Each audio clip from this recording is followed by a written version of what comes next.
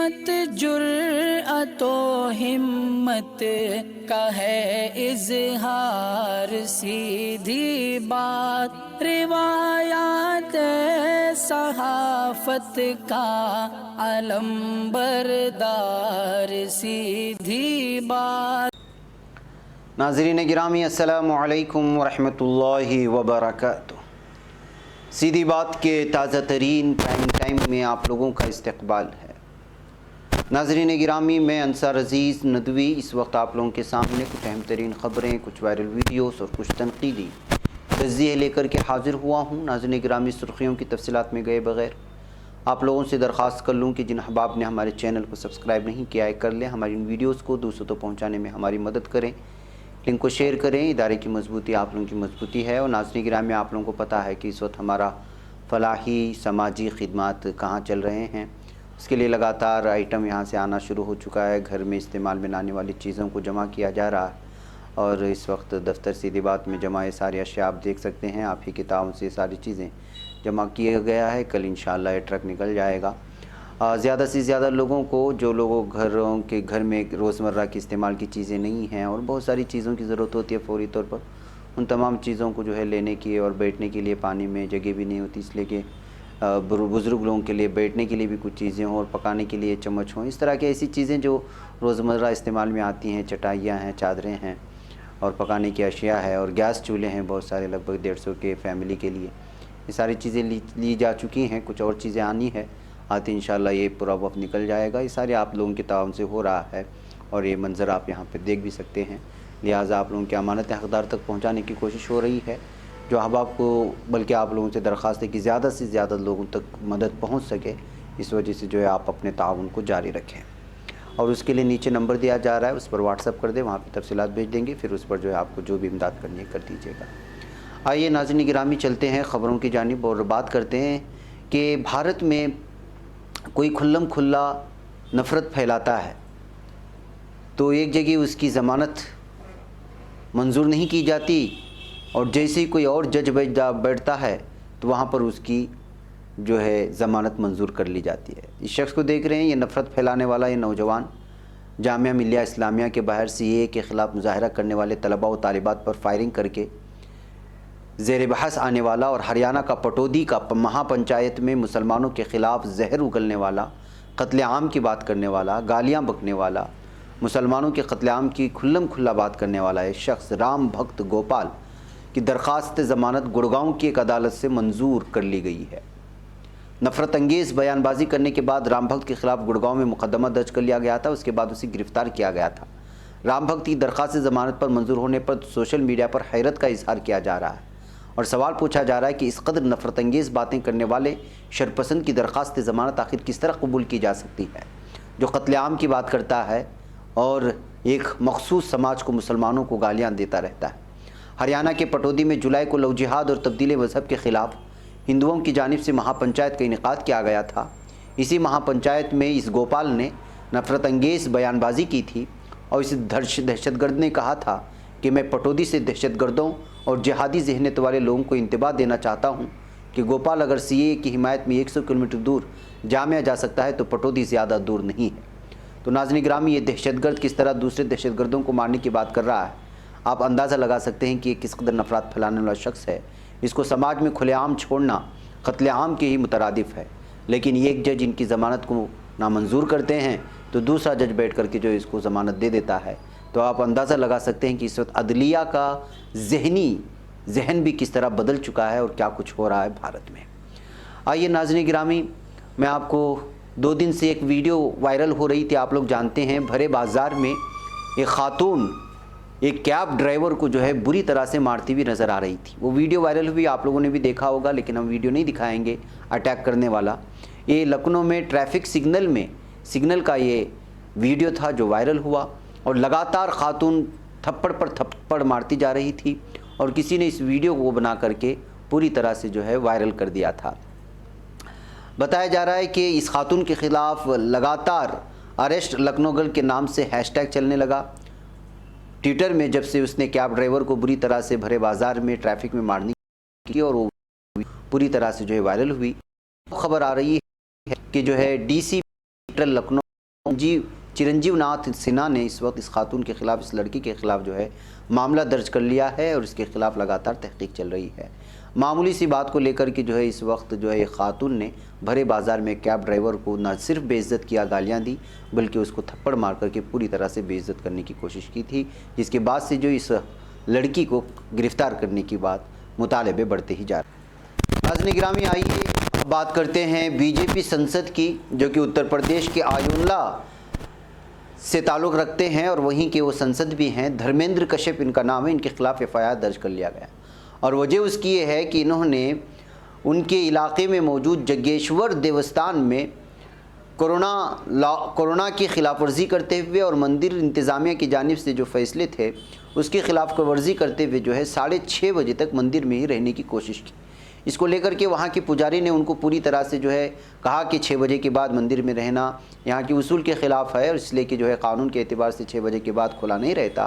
Corona के बाद जो क़वानीन बनाए गए उसी के मुताबिक है। इसको सुनकर के वहाँ के संसद ने जो है बुरी तरह से वहाँ के पुजारी को न सिर्फ जो है उसको गालियाँ दी, बल्कि उसको जो है अलग अलग तरह से जो है हरासा करने की भी कोशिश की गई। इसी बात को लेकर के जो है देवस्थान के पुजारी ने उनके ख़िलाफ़ मामला दर्ज किया था। अब खबर आ रही है कि इस बीजेपी संसद के ख़िलाफ़ मामला दर्ज कर लिया गया है, एक पुजारी के ख़िलाफ़ नाज़ेबा अल्फाज इस्तेमाल करने और हरासा करने के इल्ज़ाम।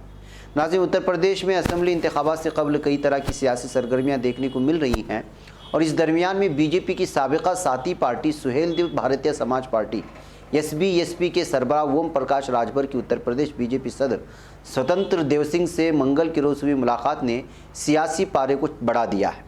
हालांकि राजभर ने इसे अखलाकी मुलाकात से ताबीर किया, लेकिन असदुद्दीन ओवैसी के साथ मिलकर यूपी असम्बली इलेक्शन लड़ने का ऐलान कर चुके राजभर अब सबकी निगाहें मरकूज़ हैं।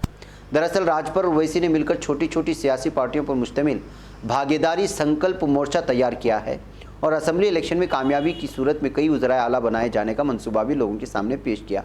इन ऐलानात के बावजूद उत्तर प्रदेश बीजेपी से स्वतंत्र देव सिंह से राजभर की मुलाकात ने कई तरह की शुबहात पैदा कर दिए हैं और कई लोगों ने लिखा है कि कहीं राजभर असदुद्दीन ओवैसी को धोखा तो नहीं दे रहे और कहीं ये ना हो कि इन्हीं दोनों की मिलीभगत की वजह से अब बीजेपी से जो है ये लोग मुलाकात तो नहीं कर रहे। जाहिर सी बात है कि सियासत में अलग अलग किस्म के अंदेशे ज़ाहिर किए जाते हैं और राजभर की बीजेपी से मुलाकात और राजभर की इधर असदुद्दीन ओवैसी से मुलाकात और उनसे दोस्ती, ये अलग अलग तरह के अंदेशे ज़ाहिर करते हैं और इस पर तनकीद भी होती है। जाहिर सी बात है कि राजभर ने बीजेपी के सदर से मुलाकात की है।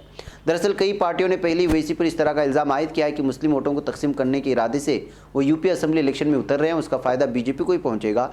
इस दरमियान में राजभर से उनकी दोस्ती और राजभर की बीजेपी की सदर से मुलाकात अलग अलग तरह की शुबहात पैदा कर रहे हैं, जबकि राजभर ने साफ और वाज़ेह तौर पर कहा है कि बीजेपी को जो है ख़त्म करने में और उनको नेस्तो नाबूद करने में उन्हीं का किरदार होगा, लेकिन उनकी इस बात को जो है बहुत ज़्यादा इस वक्त जो है ज़्यादा तवज्जो से नहीं देखा जा रहा है, बजुज़ इसके कि असदुद्दीन ओवैसी के साथ दोस्ती के बावजूद रियासती बीजेपी सदर से मुलाकात को असदुद्दीन ओवैसी के साथ भी मिला करके देखा जा रहा है कि दोनों मिलकर के आवाम को धोखा दे रहे हैं।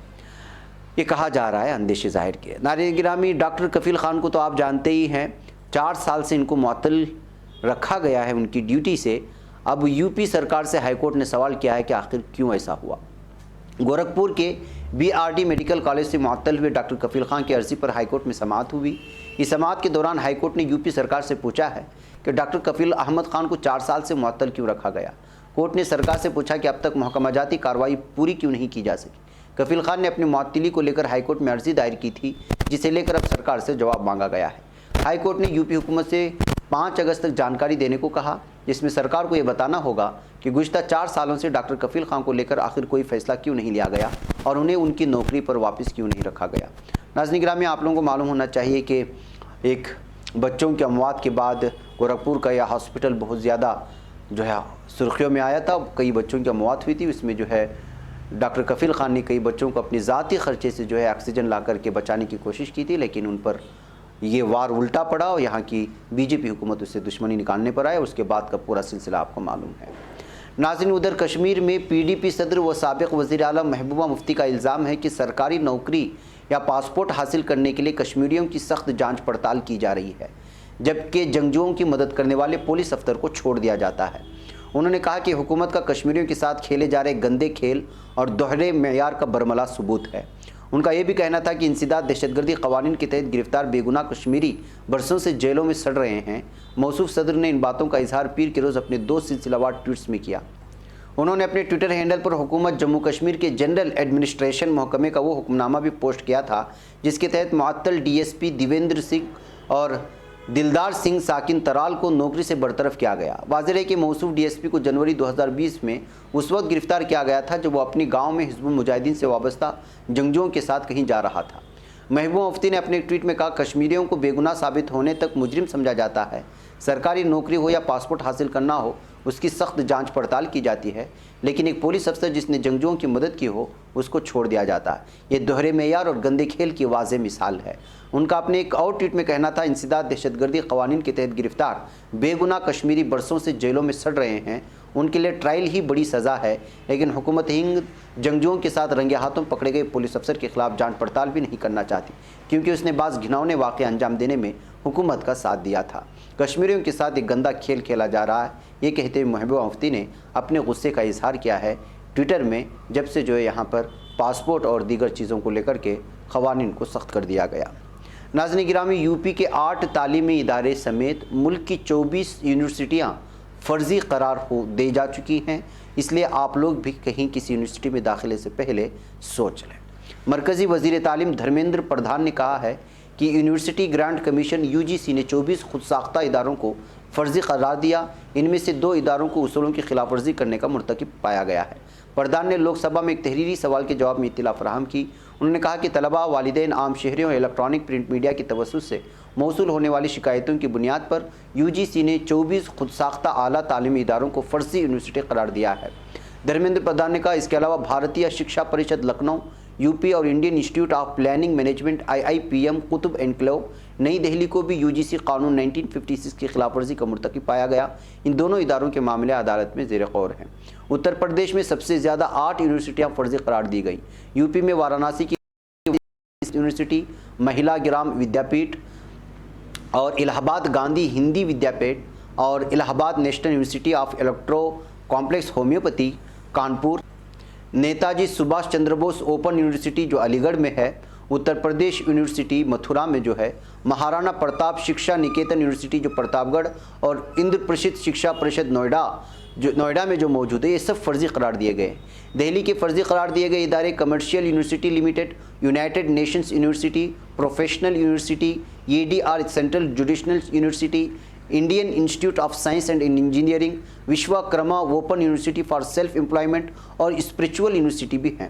اڑیسہ اور مغربی بنگال میں 2 ایسی یونیورسٹیاں ہیں جو کہ Indian Institute of Alternative Medicine Calcutta اور Institute of Alternative Medicine and Research Calcutta, اس کے ساتھ نو بھارت شکشا پریشد اور رورکیلا، اورناتھ اور Odisha university of agriculture and technology بھی شامل ہیں۔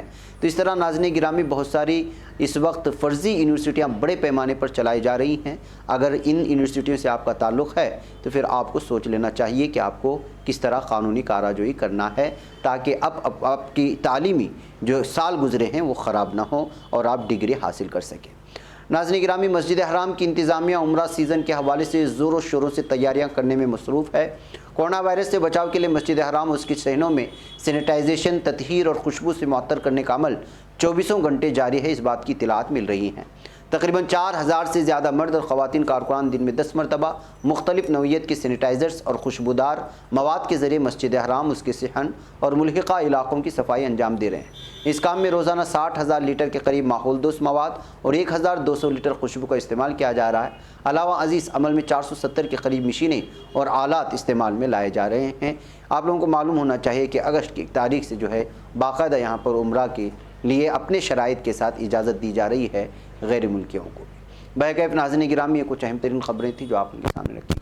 مجھے اجازت ہے۔ السلام علیکم ورحمۃ اللہ وبرکاتہ۔ نہیں بچ پاتا ہے کوئی صحافی کی نگاہوں سے، ملاتا ہے یہ لوگوں کو محبت کی پناہوں سے۔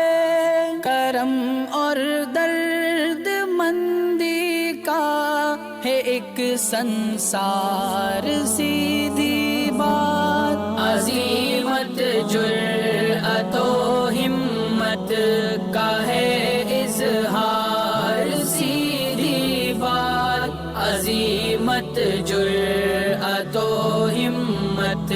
کا ہے اظہار سیدھی بات. یہ چینل حق نگر بن کر کچل دیتا ہے فتنوں کو.